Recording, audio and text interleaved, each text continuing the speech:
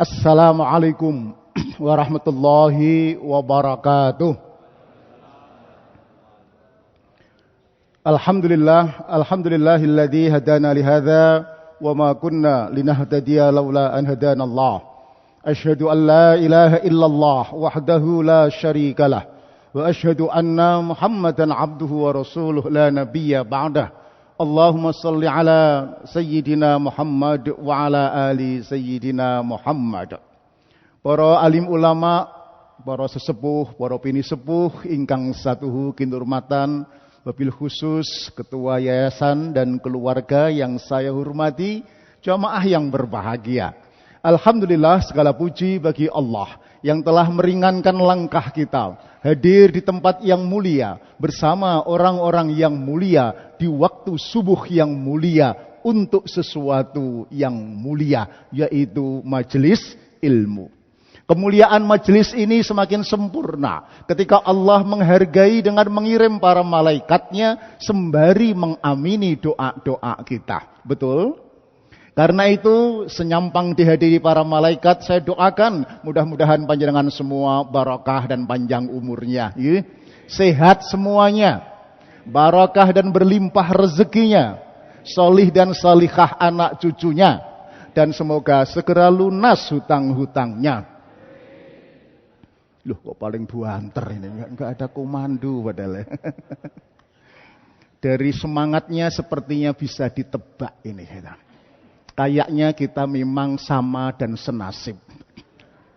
Tetapi ibu, enggak apa-apa, pepatah modern mengatakan hidup tanpa hutang ibarat malam tak berbintang, katanya begitu.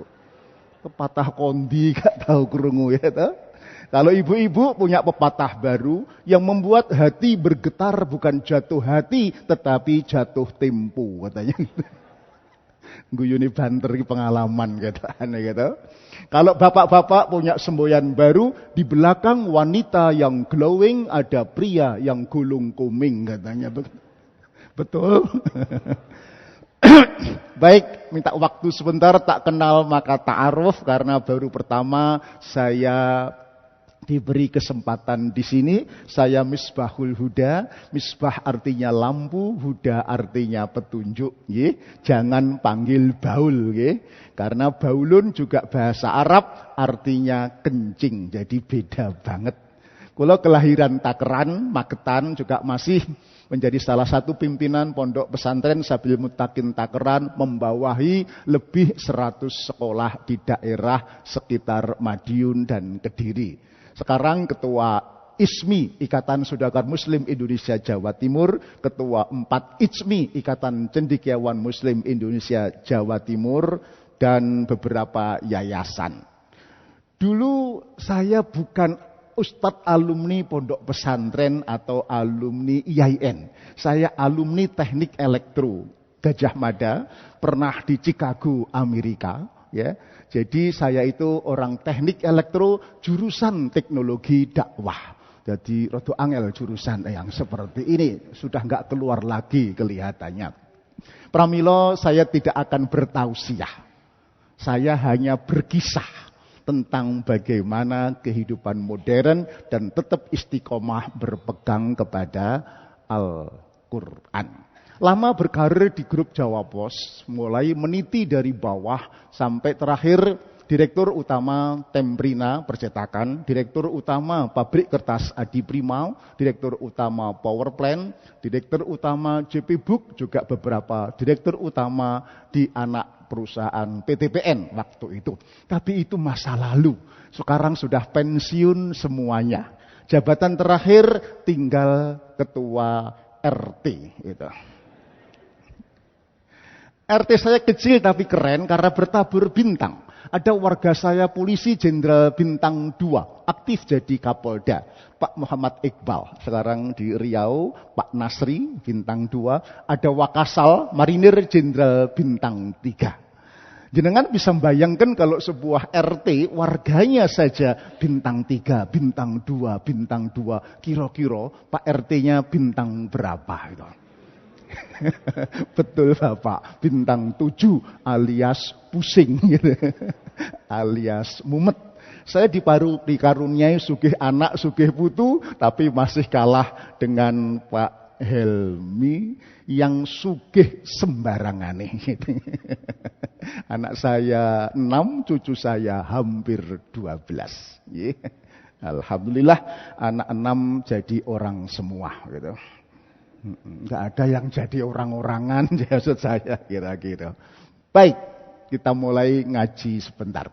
Jamaah namirah rahimakumullah. Kata akademisi, the world is changing. Dunia telah berubah. Okay. Perubahannya ditandai dengan VUCA, kata volatile, uncertainty, C, complexity, A, ambigu. Apa itu? Nek cara Lamongan itu ruwet pol. Gampang toh? Ruwet pakai pol. Ngopeni anak dulu sekarang berubah banget. Zaman saya masih muda, punya beberapa anak, relatif mudah. Pokoknya anak di rumah, tidak keluyuran di luar rumah, selesai masalah. Betul? Zaman sekarang berubah. Anak di dalam rumah, neng jero kamar. Dibengoki gak metu-metu, mergo kupinge disumpel kepake headset. Masalah napa masalah? Di luar rumah bermasalah, neng jero kamar bermasalah. Ayo, anaknya didokok endi enake? Bingung toh? Sedeng dilebokne wetenge gitu. Tapi kan gak sedeng. Amanah golek rezeki ya susah. Cari duit sulit sekali. Dodol opo karena daya beli yang rendah ora payu-payu. Sing tuku gak teko-teko, sing teko gak tuku-tuku gitu. Ndelok tok begitu. Betul? Masalah. Golek rezeki angel, harga barang-barang naik semuanya. Betul? Beras naik. Kalau sudah beras naik, sudah lainnya mengikuti. Brambang, bawang, lombok, uyah, tumbar, merica naik semuanya. Yang turun cuma satu. Napa? Katok melorot katanya begitu. Masalah. Nah, di era yang berubah ini saya kira kita nggak cukup selamat bahagia hanya dengan modal kaya secara material. Tak cukup hanya cerdas secara intelektual. Tak cukup ganteng atau cantik secara fisikal. Tetapi panjenengan harus matang kokoh spiritual. Apa itu spiritual? Sekali lagi, boleh Anda ganteng, boleh Anda kaya finansial, boleh Anda cerdas secara intelektual. Tetapi kalau tidak matang takwa spiritualnya, maka Anda belum tentu lolos melewati ujian kehidupan ini. Betul? Contoh, Bapak Ibu, yang ketangkep KPK karena korupsi, itu orangnya pinter atau pinter sekali? Orangnya kaya apa kaya pol? Mengapa kok masih korupsi? Kurang nopo? Betul, kurang ajar gitu. Kurang kokoh spiritualnya. Apa itu spiritual? Adalah kemampuan menghadirkan Allah. Tidak hanya ketika panjenengan di masjid atau di musola. Tidak hanya ketika umroh atau puasa. Nek waya umroh puasa itu kok Allah deket gitu nggih. Tetapi Allah hadir di mana saja panjenengan berada. Di masjid, di musola, di jalan raya, di pasar, tempat kerja. Allah terasa hadir. Ayatnya, idza sa'alaka ibadi anni fa inni qarib. Apabila hambaku bertanya tentang aku, katakan Muhammad, aku hadir pun dekat. Oke. Kenapa harus ada ini? Karena memang, kenapa banyak pelanggaran-pelanggaran umat terjadi? Karena ternyata riset menunjukkan umat ini rata-rata lemah aspek spiritualnya. Kokoh hanya pada sisi ritualnya saja. Oke, ibu sebutkan.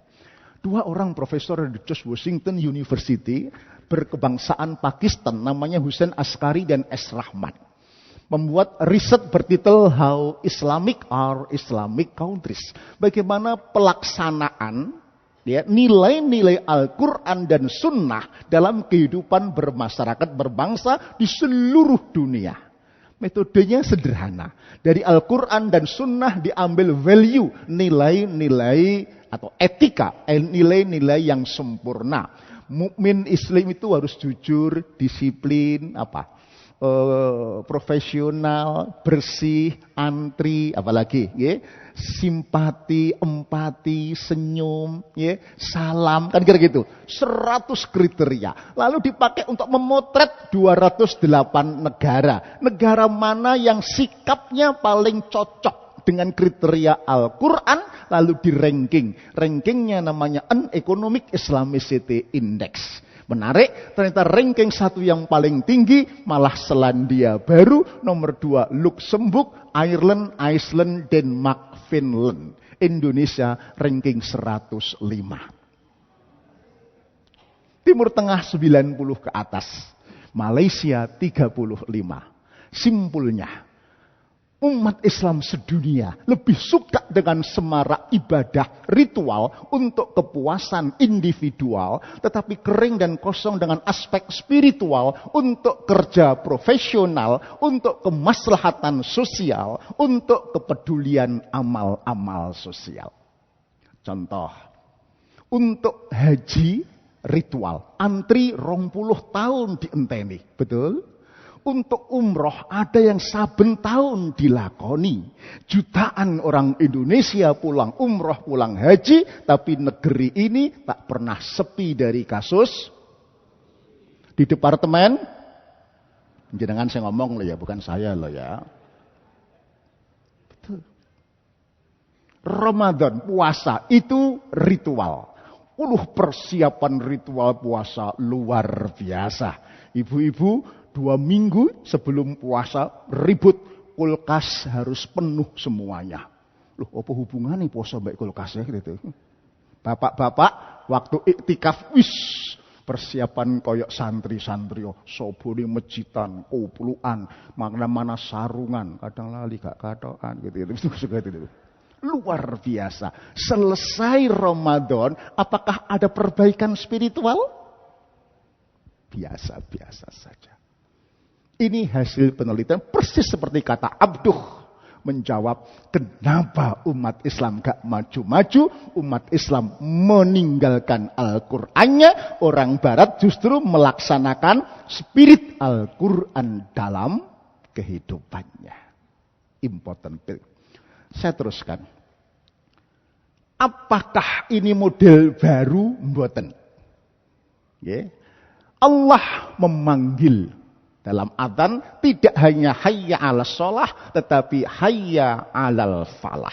Hayya 'alas shalah, ayo do salat. Tetapi jangan lupa ada panggilan berikutnya, hayya 'alal falah. Sama jumlahnya, sama intonasinya dengan hayya 'alas shalah. Boleh enggak kalau saya simpulkan sama pentingnya dengan hayya 'alas shalah? Boleh?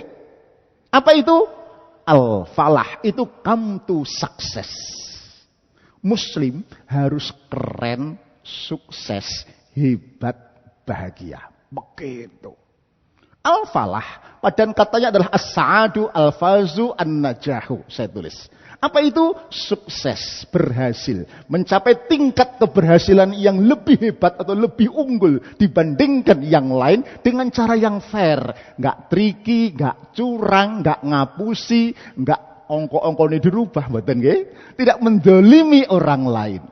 Nah, maka kemenangan yang demikian itu menimbulkan kebahagiaan yang luar biasa. Bahasa Arabnya al-fazu, an-najahu, as-sa'adu, al-falah. Ini panggilan Allah juga loh ya. Jadi selain sholatnya sregep, tapi menang, sukses, bahagia dalam kehidupan. Perhatikan. Sahabat Nabi yang dijamin masuk surga itu keren di bidang yang spesifik. Setuju? Sebutlah misalnya Utsman bin Affan. Kaya tapi dermawan. Ada pejabat ya yang masuk surga. Padahal sebelumnya menjadi preman. Siapa dia? Umar bin Khattab. Birokrat, pejabat tapi keren. Dijamin masuk surga karena kehebatannya menjadi birokrat. Yang ketiga, ada sahabat yang pinter sekali. Pinternya ranking 2 setelah Nabi, tapi nggak iso golek duit. Siapa namanya? Ali bin Abi Thalib. Sampai ada lagu yang memuji kehebatan Ali. Ana Madinatul Alim wa aliyun babuha wa man aradal madinatu ya'tiha mim babiha. Suara siapa itu? Kok gak ngerti? Suara saya gitu loh. Ragu-ragu sih. Betul, suara Haddad Alwi. Rasulullah kotanya, Ali pintunya. Masuk surga karena kehebatan ilmunya. Ustaz, contohnya kok sing sahabat top-top kabeh ngono. Ada yang keempat. Sahabat ini gak pinter, gak sugih, gak ganteng. Wireng pisan. Tapi terumpahnya sudah ada di surga. Siapa dia? Bilal bin Rabah. Artinya tidak ada penghalang bagi siapapun termasuk panjenengan untuk masuk surganya Allah asal punya tiketnya dan berani membayar harganya. Setuju? Tiketnya apa? Keren di bidang yang spesifik. Anda belum disebut orang-orang yang sukses, mulia, bahagia. Kalau Anda seorang pedagang belum memberi kebaikan seperti Utsman bin Affan. Anda seorang profesor, doktor, ilmuwan, belum disebut sukses, bahagia. Kalau panjenengan tidak mampu memberikan manfaat seperti siapa? Ali bin Abi Thalib. Panjenengan birokrat, pemimpin, belum disebut sukses, bahagia. Kalau belum memberikan kontribusi keadilan dan pemihakan kepada kemiskinan seperti siapa? Umar bin Khattab. Anda kalau nggak bisa semuanya, jangan tidak menjadi apa-apa. Kun aliman, au muta'alliman, au mustami'an, au muhibban, wala takun khamisan fatuhlik.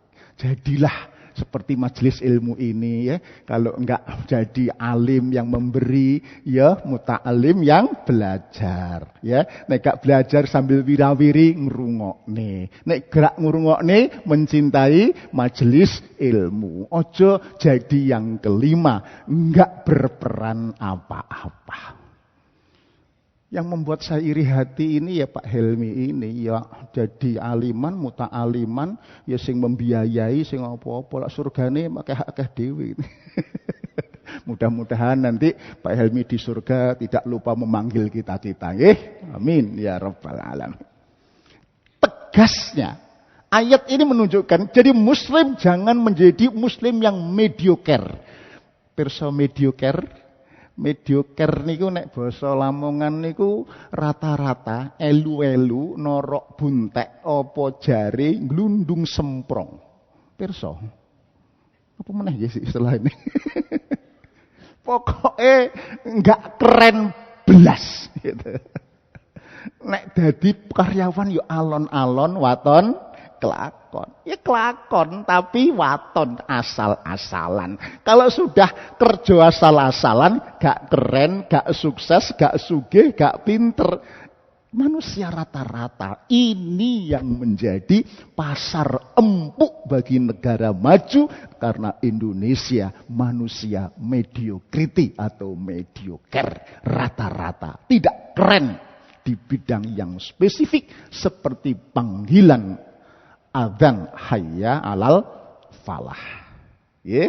Jadi ini panggilan Allah, bukan panggilan saya. Lanjut. Pramila, ini pelengkap saja. Orang-orang sukses itu orang-orang yang secara spiritual mandiri. Ya, keren tadi. Baik, saya.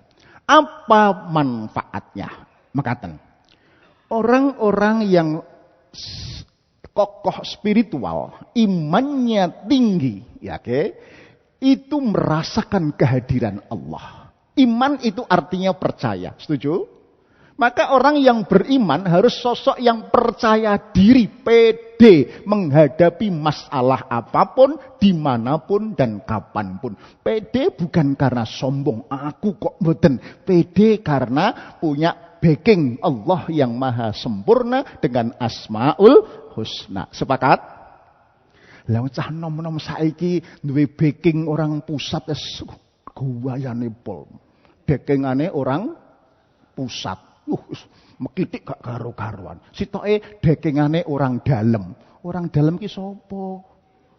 Pembantu apa? Itu wis guayane pol. Betul? Ini dekengane Allah yang maha sempurna dengan Asmaul Husna. Kudune pede pol. Sepakat?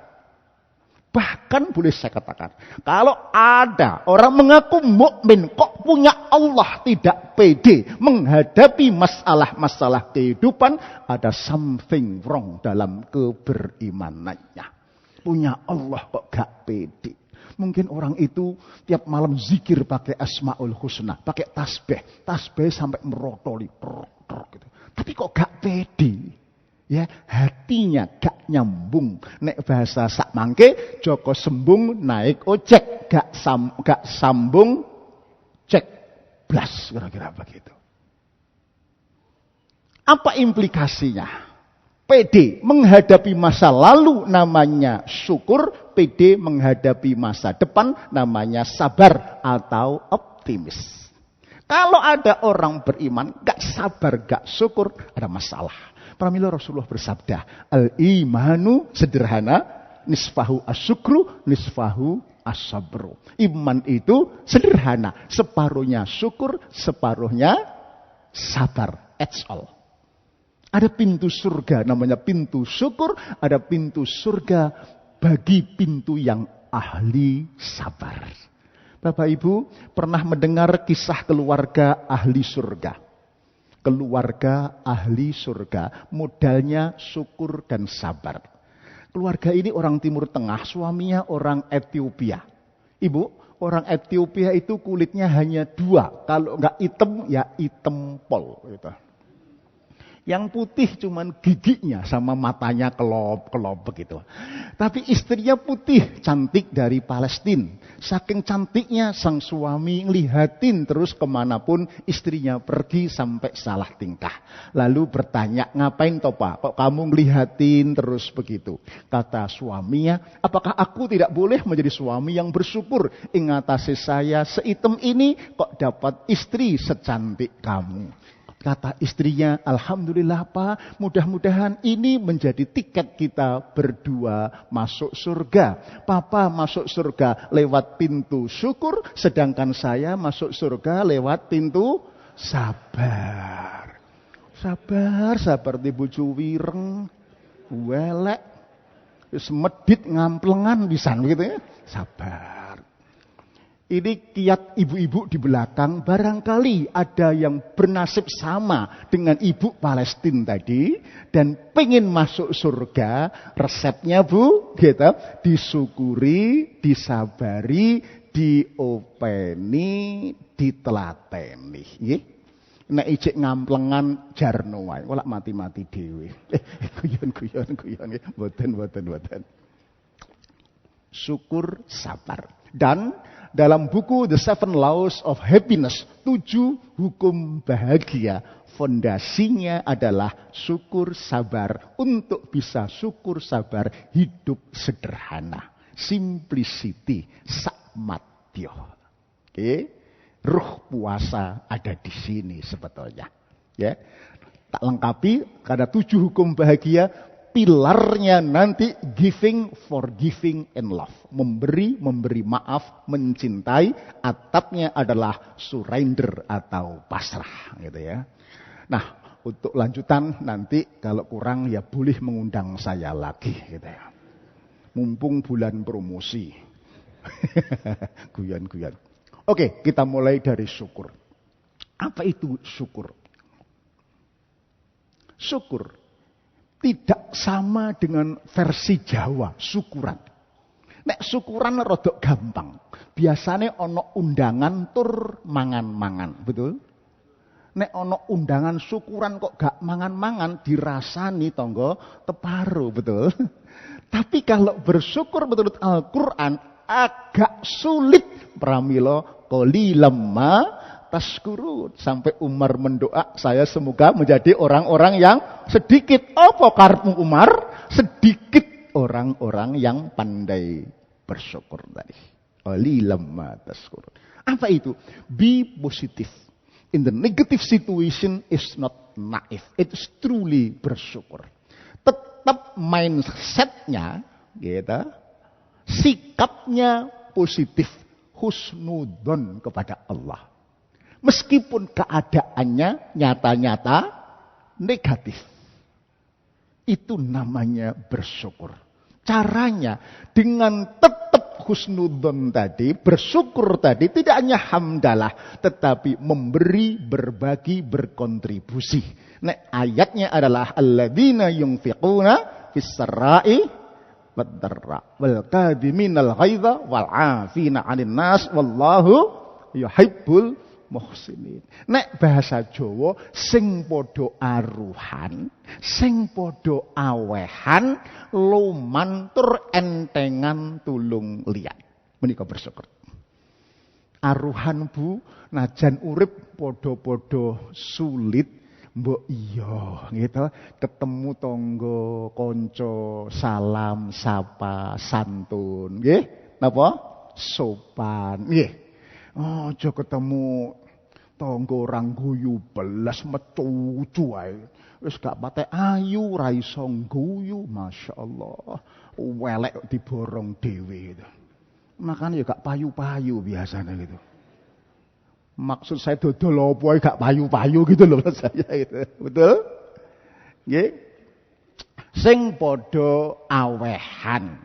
Nggih, sedekah, infak, semampu yang kita bisa. Ketika ekonomi memang lagi sulit, jangan berhenti berbuat baik. Gunung tak harus serba tinggi, yang penting tanda petik ada dewanya. Sungai tak harus serba dalam, yang penting ada naganya. Hutan tak harus serba lebat, yang penting ada harimaunya. Manusia hidup tak harus serba hebat, yang penting banyak manfaatnya. Khairun nas anfa'uhum linnas. Setuju? Apapun dengan tenaga pikiran. Almarhum bapak saya berpesan, Le, yang kowe pengen uripmu bahagia dunia akhirat, sing entengan tulung liyan ya Le, wong desa. Prisa, aja pretungan. You know pretungan? Aja ngarep balesan. Kalau orang lain yang kamu bantu kok nggak ngerti membalas budi, nggak usah ngarep nak. Allah gak sare, Tuhan gak tidur. Allah akan menggerakkan tangannya orang lain untuk menolong kamu. Betul? Bu, kadang tonggo modern saiki aneh-aneh macem-macem. Ana tonggo mepet pager, diteri jajan sak piring. Wis gak matur nuwun, piringi malah gak dibalik-balik nih. Onten ngenten niku. Tiange nggih dugi. Ya Allah, kerudunge rupane gitu. Insyaallah. Kalau orang lain gak ada nolong kamu, gak usah ngarep. Nah, Allah gak sare Le. Allah akan menggerakkan tangannya orang lain untuk menolong anak putumu. Yakin? Sing mburi kok gak yakin ngeten. Yakin? Nek mbokon yakin kalau dalili jenengan nanti ya.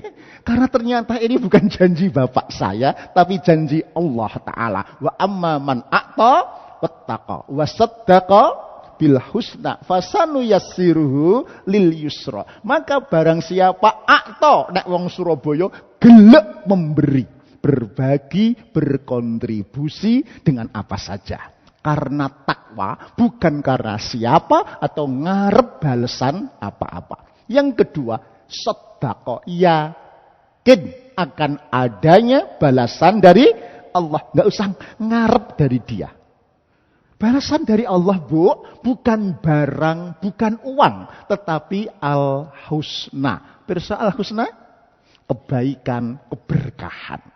Bentuknya fasanu yassiruhu lil yusra. Sak tekliweri hidupmu akan dimudahkan oleh Allah Subhanahu wa taala. Semalam saya cerita Pak Effendi. Jadi petugas kebersihan di sini membuktikan tentang ayat ini, tak dengarkan saja. Ya, di sini lebih berkah. Nek ongkone gak banyak, tetapi cukup nyekolahkan, kuliahkan anak-anaknya. Itu. Kadang suami gaji gak seberapa, tapi ndelalah istrinya itu solihah, qanaah, neriman. Persis seperti ibu-ibu di belakang itu. Itu kan wajahnya wajah-wajah qanaah, neriman. Kelihatan dari sini. Diberi belanja suami 1.000 sedina oleh nglegakne gak karu-karuan. Tangan suami dicium bolak-balik. Maksudnya ditunggale kok 100 tok kira-kira begitu. Nyun sewu bapak-bapak niku neriman apa cerongohan biasanya. Inggih beda-beda tipis lah mboten napa-napa nggih. Kadang ayah gaji gak seberapa seperti tadi. Tapi ndelalah anak iki lho pinter-pinter ya. Enggak sakit-sakitan, enggak ganyang, pirsa ganyang nggih, enggak nggoda, nggih. Apalane Quran gampang, sekolahe gampang, kuliahe gampang, golek kerja gampang, jodone gampang. Sing mburi gampang-gampang angel lho ya. Nggih. Ada teman saya ganteng, gede, gagah dur. Ya, HP-ne 3 gak ana pulsane kabeh gitu. Titelnya L5, liku-liku laki-laki yang gak laku-laku. Artinya jodoh itu gampang-gampang angel. Betul? Bu, Bapak, saya praktekkan semampu saya nasihat orang tua tadi. Ada orang datang ke rumah minta nasihat, tak nasihati. Ada orang utang tak utangi. Ada orang tak tolong tak tulungi. Ada orang utang tak utangi. Gak punya uang ya tak semayani. Enteng-entengan. Alhamdulillah hidup saya kok dimudahkan oleh Allah Subhanahu wa taala. Anak 6 alhamdulillah sudah sold out, sudah payu kabeh gitu, wis laku kabeh gitu. Sak ono-onoke wis mapan kabeh. Alhamdulillah. Karir saya dimudahkan oleh Allah. Resepnya entengan tulung lian. Ini khusus yang muda-muda yang masih karyawan bekerja. Resep saya dari karyawan gaji 152.000 ya, menjadi direktur utama di 5 perusahaan. Resepnya entengan tulung lian. Ketika saya teknisi elektrik gaji 150.000 tahun 88, saya entengan bantu mekanik ketika ada kesulitan tanpa diminta. Gak lama naik kepala bagian teknik karena saya menguasai 2 hal. Betul? Di kabak teknik ketika longgar saya bantu bagian produksi tanpa diminta. Gak lama naik manajer produksi. Saya sering memberikan masukan-masukan tentang penghematan keuangan tanpa diminta di rapat-rapat umum. Naik lagi direktur operasional. Ketika Jawa Pos cetak jarak jauh, harus relokasi mesin keluar Jawa. Saya bantu bongkar pasang mesin. Kalau pakai tenaga asing, yun sewu, Pak Helmi kenal aseng petinju gemuk nih, itu 60 juta. Pakai saya ya gratis, wong dhewe. Manado, Balikpapan, Riau, saya pasang mesin, ya, masih teknisi. Gak lama naik direktur utama Tembrina. Umur saya baru 31 tahun. Meskipun sudah dirut, saya tetap ngomong desa pesantren, entengan tulung lian. Adi Prima yang di Gresik, Gundi itu, saya bantu memasarkan pemilu tahun 2004. Diminta lagi naik rangkap direktur utama Adi Prima, pabrik kertas. Direktur utama power plant. Direktur utama JP Book, umur saya 41 tahun. Kecepatan 51 tahun pensiun semuanya. Jadi sekarang ketua RT tadi.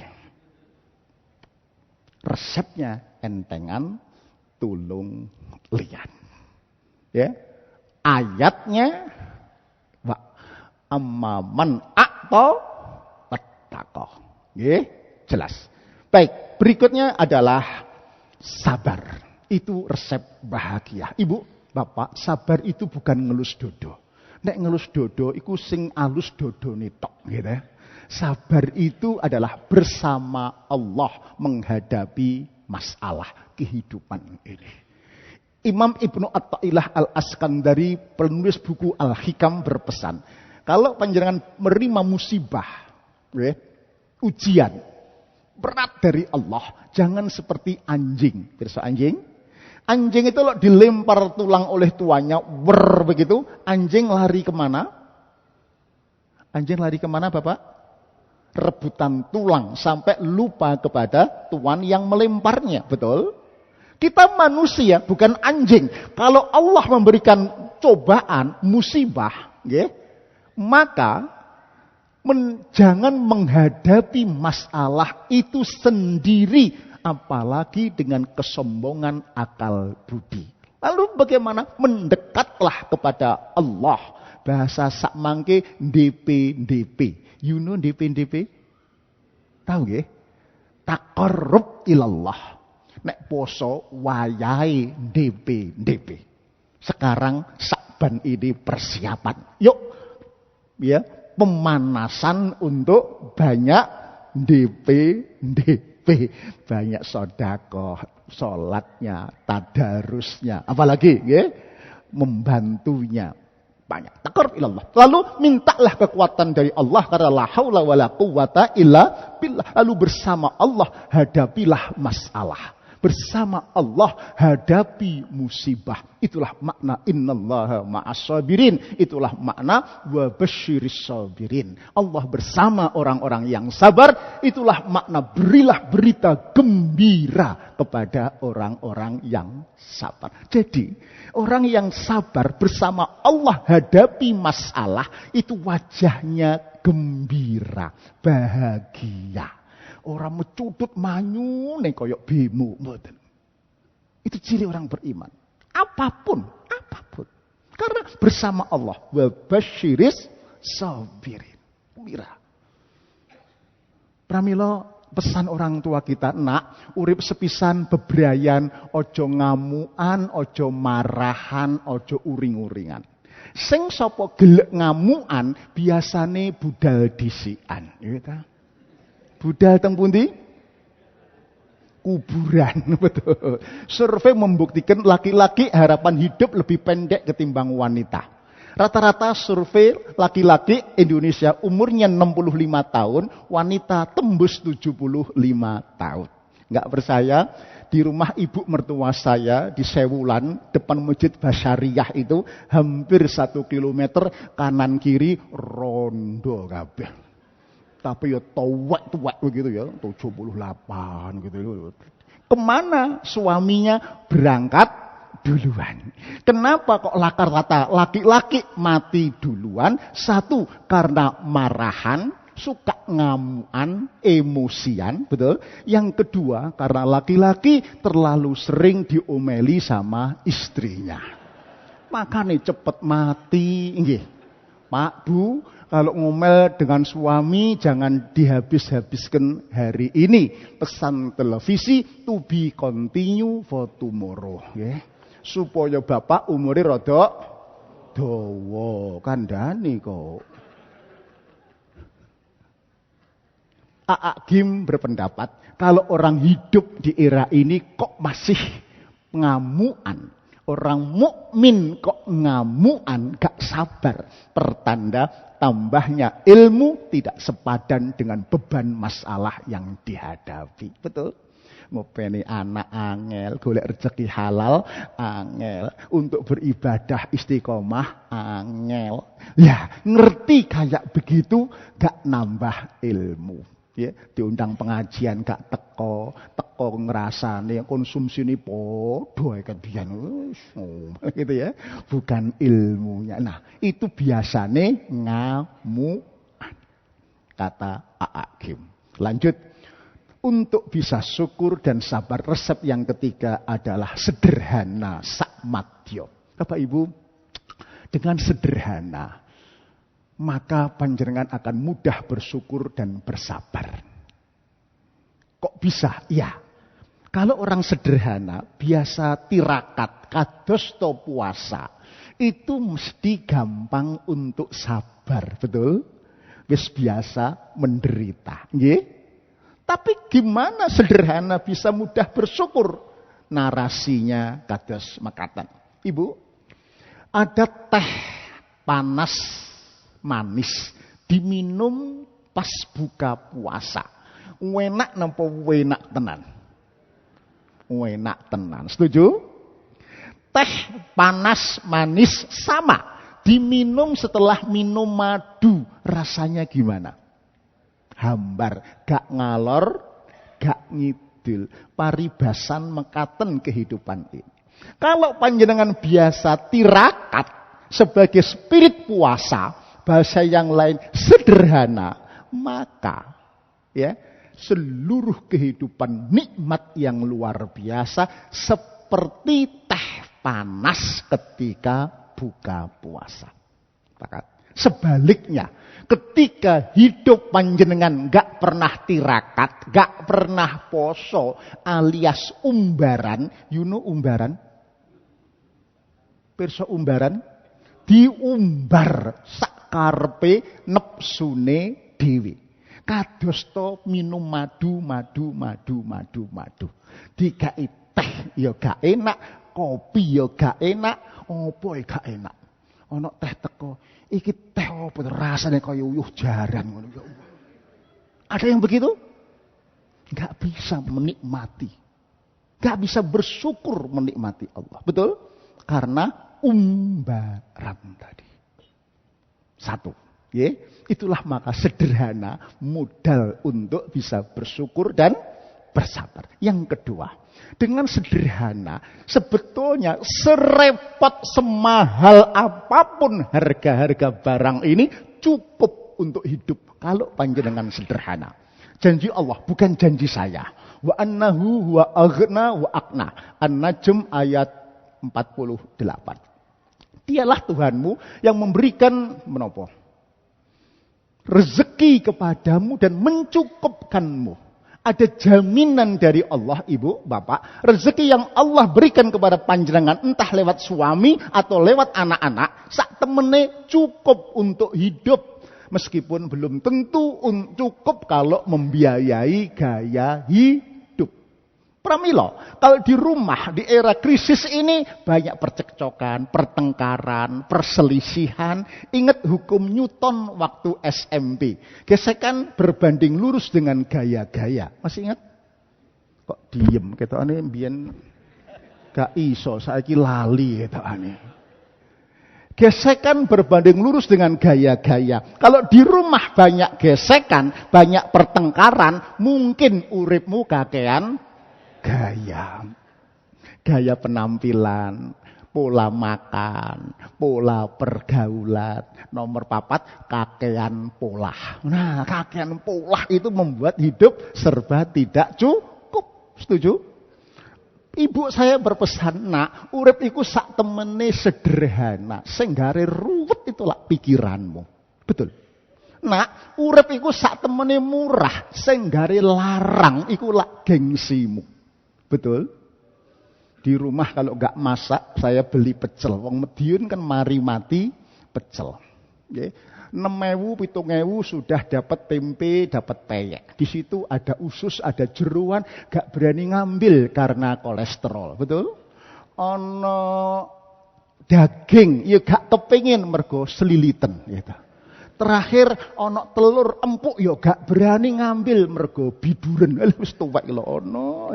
Ya wis tempe, peyek dibawa pulang. Maem berdua sama istri sudah kekenyangan. Berarti satu orang berapa? 3.000. Murah napa murah? Murah. Sing garai larang lak ngemol. 50.000 belum dapat minum, betul? Pertanyaannya, sing ngakon ngemol ya sapa gitu loh. Setuju?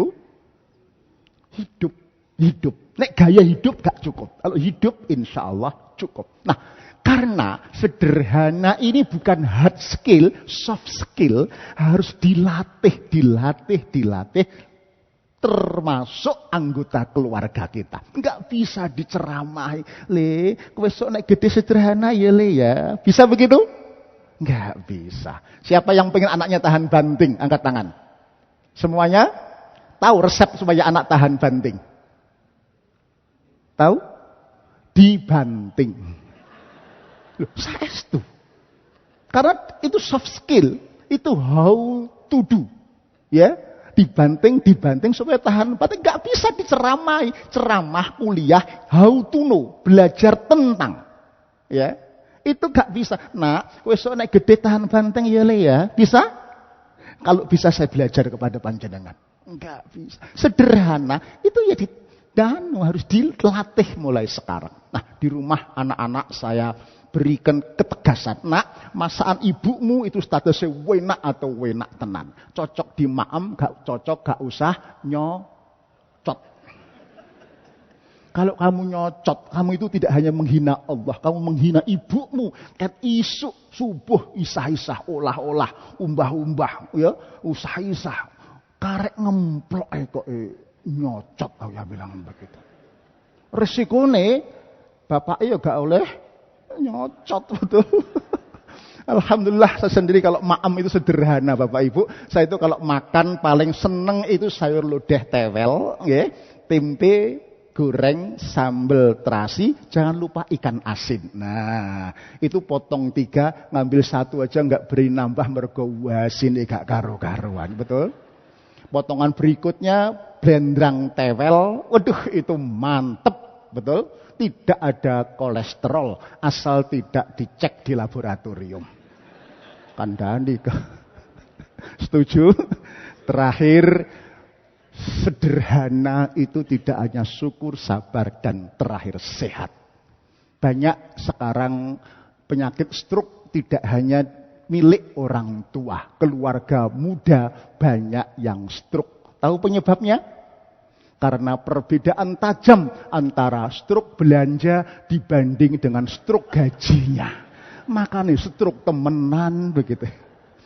Pas jam 5.45. Jadi untuk syukur, sabar, resepnya sederhana, betul?